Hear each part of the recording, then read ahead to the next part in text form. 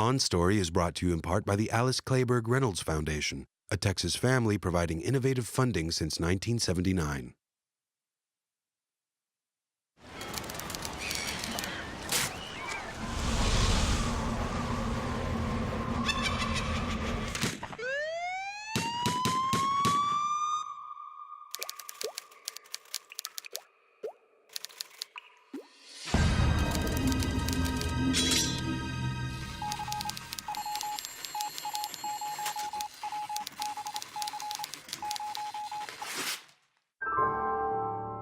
On Story, presented by Austin Film Festival, a look inside the creative process from today's leading writers and filmmakers. This week's On Story, renowned actor Ed Begley Jr. Here's my attitude as an actor, and this I tell you, I believe to my core. I like going in to read because I get to play the part. I get to, now they want me to do it again in front of a digital camera and they're going to pay me. That's a bonus. I already played the part.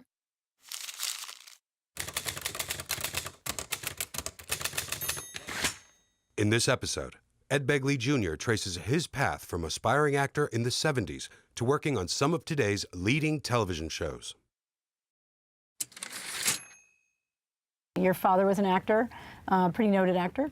And can you talk a little bit about, why you made that choice after you saw your father do it, I guess. It's a rough ride. You have to really put yourself out there. Yeah. So what made you decide you wanted to follow in his footsteps? I did it because my dad did it. I really think if my dad had been a plumber, I'd be fitting pipe now. I wanted to do what he did. I really liked my dad a lot. I loved my father. And he did that, and I was captivated by it from the earliest age when they asked me at age 3 or whatever age I was, I could have such notions. I'm told I would say, I want to be a comedian. I want to be an actor like my dad. And I just wanted to do that. But here's the interesting part. It's very interesting to me. I had no concept that this was going on at the time, but I wanted to be an actor, and I started going out on interviews because I was Ed Begley's son. That's the only way this happened, of course. I had no real agent. I had somebody who acted as my agent. Somebody made a phone call, I don't know who, but I started going out on interviews at age 10. Rarely, but I went out on a few interviews for different things to understudy Barry Gordon in 1,000 Clowns, our friend Barry Gordon. Went out to, I of course didn't get it. I didn't get any of these parts for obvious reasons. If I had been a plumber, you'd have to apprentice and learn how copper pipe, you do the weld and you have the solder and you train. I had no training. I literally thought, well, that looks kind of easy. I see my dad do that. I'm kind of charming. Get me a wagon train. Get me a Gunsmoke. Get me, one of these shows of the day. I was resentful of my dad that he didn't just pick up the phone and get me a job. Like he could do that, first of all. Of course he couldn't. I know that now. I have grown kids who want to do it. But I just, wake me when I'm famous, man. I want a series. And I had that attitude, got no work. Then by some incredible coincidence, after taking some classes, very rudimentary kind of things with this guy, Paul Kent, on Melrose, at the Melrose Playhouse. I took some classes. Within a few months, I got a job, just the most minor kind of training. And I got a job on My Three Sons, this series from many years ago. And I just had one day's work. And it was kind of funny and sad in a way. I had a paper route. That was my real job at the time, acting. I had gotten one day's work. And they put makeup, big, thick 60s kind of makeup for a black and white show. It was kind of really thick and what have you. I had that on. I left it on and did my paper route, hoping that somebody would say to me as I delivered the paper, hey, is that makeup? Are you an actor? I loved having the makeup on. And then the episode aired, and I literally thought, I was literally like hanging out very near the phone, thinking what Bobby knows, that the phone was going to ring off the hook after that one, guest part on My Three Sons happened. I was going to get so many calls, crickets, tumbleweeds, saloon doors, week, You've done a lot of comedy, and you've done a lot of improvisational work, or certainly worked with directors who are in that world. Yeah. And how do you prepare to work with different directors in television? What I find is I just try to find the truth of it. I try to find the pain that I have to deal with and how I react to that and how is that interesting. I guess a perfect example is in A Mighty Wind, and this is a comedy in this case, in the show A Mighty Wind, a Christopher Guest movie. I'm sitting with a guy, his name is Steinblum, I believe, Bob Balaban's character, and I'm talking about his father. I'm trying to ingratiate myself. I'm a big Swedish-American guy, a big Goyish guy, trying to ingratiate myself to a Jewish gentleman. So what I do is what I've seen people do. I've done it myself, peppering the dialogue with lots of Yiddish, you know. So I did that. And any other director than Chris Guest would have said, what the hell are you doing? You're a Swedish-American. Where does Yiddish fit into the equation? Do it again. Please don't do that, Ed. That's the stupidest thing I've ever heard. Chris said, that's great. Do it again. We'll move in closer. And my little young tears mixed with the rain, and I'm walking away, and I hear a voice, hey, kid, over here. And I go, what, a scalper? Who is this guy? I can't afford that kind of money for a ticket, but he looks kind of familiar. And I go over there. He hands me 2 tickets, doesn't want $1. It's your father. Why would he do that? That was Dad, you know. He was just out there with people, and he was generous, and he was kind, and really that's why we're doing this thing, to pay back this much, you know, back to his memory. The nachas that I'm feeling right now, because your dad was like mishpucha to me. When I heard I got these tickets to the Folksman, I let out a geschrei, and I'm running with my friend, running around like a wilde chaya, right into the theater in the front row. So we've got the shpilkas because we're sitting right there, and it's a mitzvah, what your dad did, and I want to try to give that back to you. A kinahor, I say, and God bless him. I treat comedies like I would treat Strindberg or Chekhov. I really do, and that's the best way to play it. You look at really good comic actors like Charles Grodin or Dabney Coleman. They're not playing it for laughs, I'll tell you. I love Rodney Dangerfield like anybody, but, you know, that's a whole other way of doing things. And that'll make me laugh, too. But what I really love is Dabney Coleman and Charles Grodin. You know, they're great comic actors because they're playing it like they would play a drama.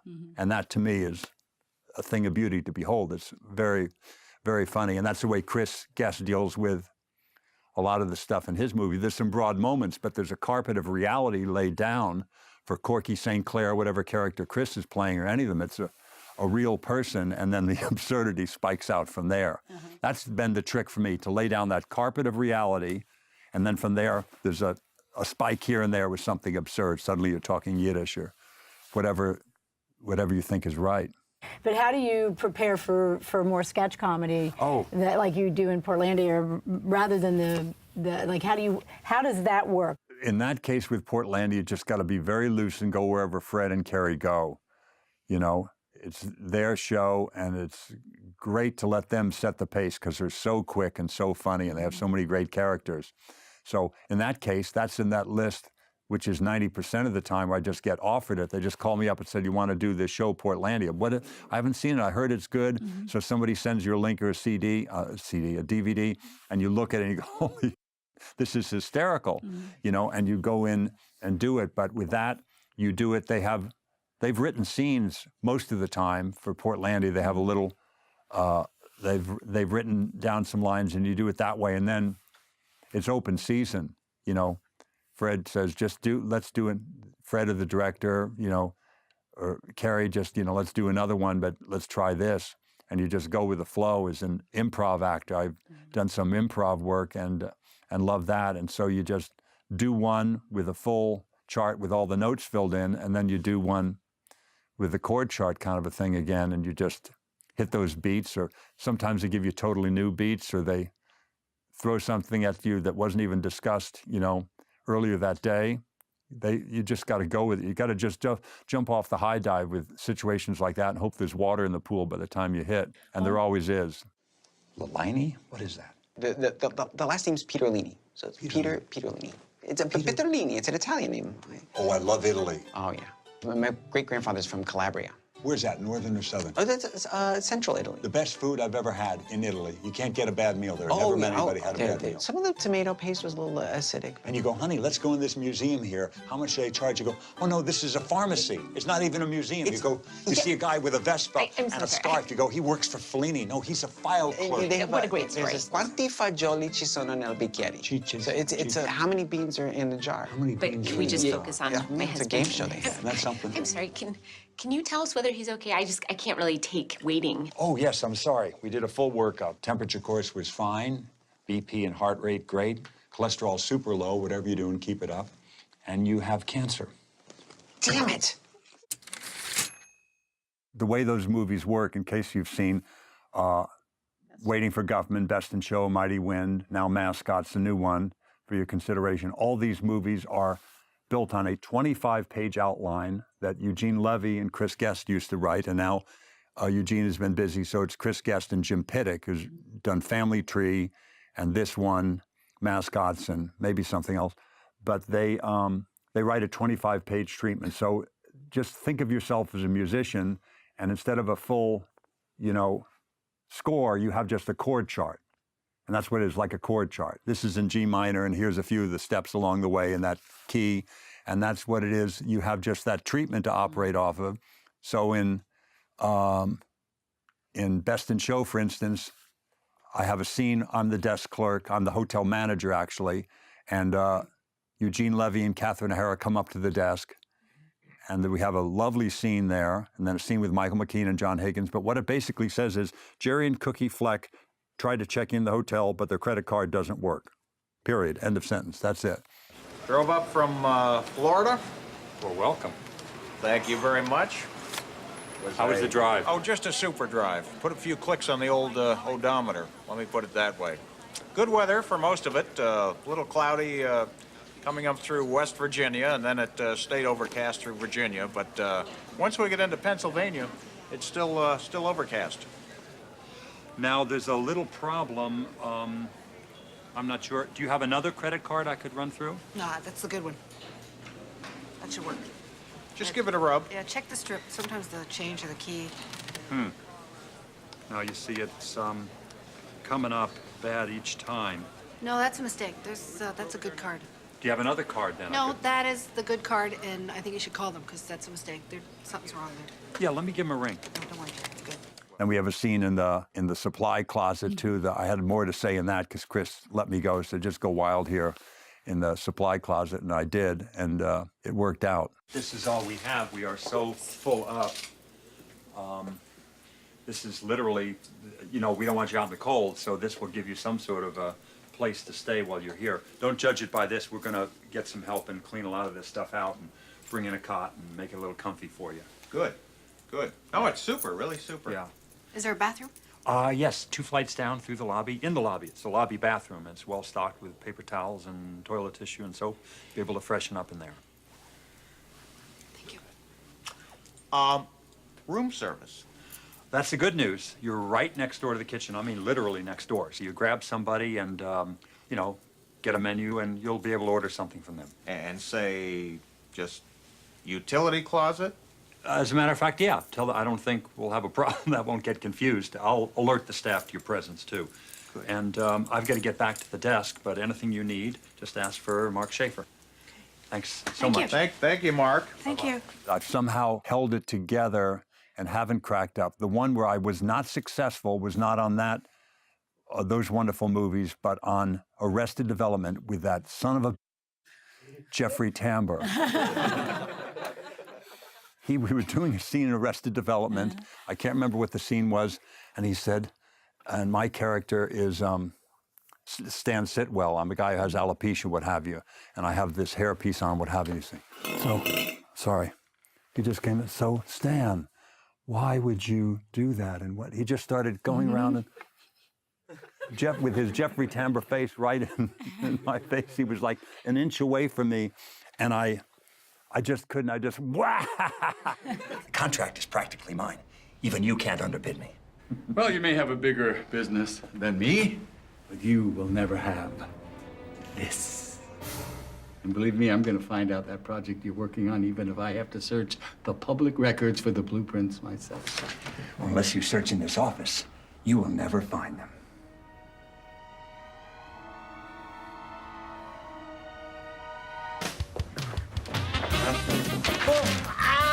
Oh, my hair! My beautiful hair!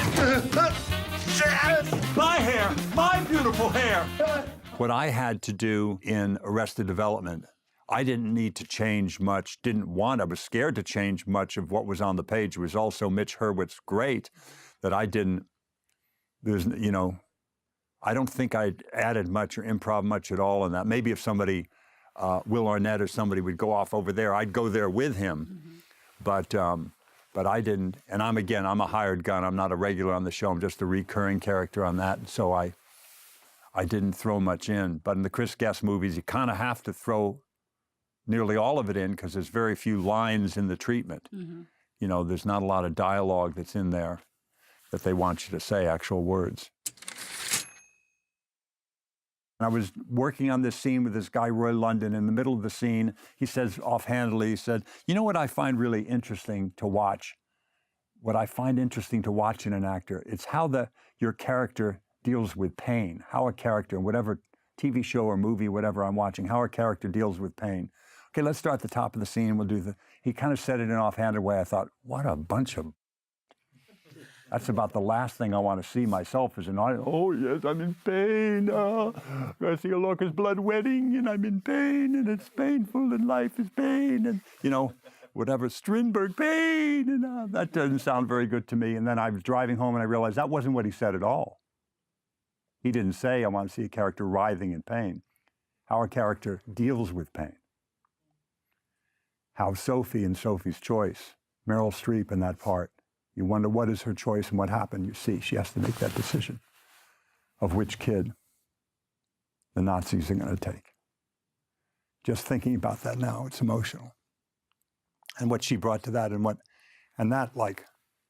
it just floored me that kind of work was fine. I'd seen other people do that work. But then when I saw that, and I realized it was universal for comedy or drama, Laurel and Hardy are carrying a piano down a flight of stairs. They slip and drop the piano, then it falls on them. And it's extremely, I don't think you could survive a piano falling on you like that, but it's a movie and you laugh because nobody's really getting hurt. It's Laurel and Hardy, but it's how their characters deal with pain. And not just physical pain, of course, emotional pain. You call it pain, you call it conflict, you call it loss. You call it whatever you want, but it's how a character deals with that. And what's interesting to watch is how our character tries to keep the lid on that pain. Try to keep the lid on that rather than just writhing. And, sometimes you will see people in a movie and it's very compelling when they are writhing in pain. That has a place too. But what's really interesting is to see how somebody tries to keep that from poking out from inside and keep that down. And that was a huge change for me to find that in each scene, to how a character in a comedy or drama, doesn't matter what, find that pain, call it conflict, call it pain, call it what you will, and how you deal with that. That's very interesting to watch. This is what immense this guy is, it's Vince Gilligan. I was up for Michael McKean's role. And I knew right away Michael was up for it. Vince Gilligan has a long and wonderful history with Michael. There was something on X-Files or something when he was working on that, and the part was to go to Michael, and it didn't work out for some reason. And so he said, there's another part coming, Michael, and there's a part that I'm gonna write for you at some point. And then came this great part of the brother on Better Call Saul. And, Michael had it in the bag. For whatever reason, they saw me for the part two, and Vince Gilligan said, you've given me a real problem here. You did very well. That reading is incredible. And there was a day or two that went by, and I didn't know what happened. Then I found out I didn't get it, and Vince Gilligan said, but I'm gonna write a part for you. I went, I've heard that probably about 100 or 200 times in my life. It rarely happens. But I got to call up Michael McKean because we're good friends, and we've been up for the same parts before. I said, Michael, I just want you to know I made a big mistake when I went for the casting session. When I walked out, I said, may the best man win. And he did. And Michael McKean, I would have been fine that part. I wouldn't have ever done anything close to the work that Michael McKean has done. And Vince made the right choice and wrote a part for me. So I play a character in that's this lawyer, very nice guy, kind of a crunchy granola kind of a lawyer. Guy's in a suit playing the guitar in his law office and what have you. And this guy is recommended to us, and he seems like the right guy for the job to get these clients from these rest homes. He's perfect, and he's really starting to deliver. Actually, I might have found something in the initial disclosures. Oh, yeah? Schweikert and Coakley keep referring to the optional allowance program. But I checked a number of residents' contracts, not a single one has opted out, which makes me think it's more of a mandatory financial arrangement. And you're thinking that's a failure to state a claim that they filed in their answer? They keep saying it's optional, thereby voluntary. I think we can counter that. If opting in is a requirement for residency, which it sure seems to be, well, their voluntary claims don't hold water. Might be onto something here. Nice work, Jimmy. But it turns out he's Jimmy McGill, and he's, you know, less than scrupulous in a bad way that would reflect poorly on my law firm. And so I love that arc that I had between this really nice guy and then it's, you know, get the out of my office is what it comes down to. Do me the favor of not treating me like a fool for once. Tell me, how exactly did I mistreat you? What did I do to deserve this kind of behavior? We gave you opportunities, encouraged you to excel. We got you a car, an apartment, hell, that Coco Bolo desk. Do you see a desk like that in here? You never gave this a chance. Why? I tried to make it work. Really, I did. I'm just a square peg. If you knew that, why did you take the job? I'm sorry. How much was the desk? $7,000. I'll write you a check. Fine, for whatever good that does. Take your desk and get out. Hey, Cliff, for what it's worth, I think you're a good guy. For what it's worth, I think you're an I try to just think about what my character would do, how he would react moment to moment, second to second in that. And then always try to find something different, something that I haven't seen before in a scene like that. You know, you don't want to do the cliche, do something you've seen before. People want to see something different in television or in film. That's a huge factor. Maybe the biggest factor is who are the people that are involved. And Mitch Hurwitz and Maria Bamford, right there, I was like, whatever it is, I'm going to be there. You know, I joke around sometimes. I joke with Vince and Peter Gould, you know, about, you know, I'm sorry it didn't work out for that part I originally wanted, but I'll come and do craft service on your show, you know. And I was only half joking. You want to be around that. You want to be around people like that doing that great work. And whatever small or medium or large part you're going to do, you're going to come out well, even if it's not a big payday. And you can't think of it in terms of commerce, of course, because that comes if you just concentrate on the work and the material. You know, I had it wrong at an early age. I was thinking about the salary more than I should have and what have you. If you make decisions based only on commerce, only on quality and not on commerce, you're going to do very well in both. That's what, you know, the great actors and actresses, you know, Daniel Day-Lewis and Robert De Niro and Meryl Streep and Joaquin Phoenix, these people, Sean Penn, they make decisions based on material always. And then if you're interested in making a good salary, and most people, you know, need to make money, you're going to do well both ways. But always make those decisions based on quality material. And that involves another part of that is the kind of people you're working with, because Mitch Hurwitz is going to be involved with something that has good material because he's usually the writer himself. So it's going to be great material if Mitch is involved. And you see Chris Guest, seek those people out, and you're going to have a great time and do good work. You've been watching A Conversation with Ed Begley Jr. on Story. On Story is part of a growing number of programs in Austin Film Festival's On Story project, including the On Story PBS series, now streaming online, the On Story radio program and podcast in collaboration with Public Radio International, and the On Story book series available on Amazon. To find out more about On Story and Austin Film Festival, visit onstory.tv or austinfilmfestival.com.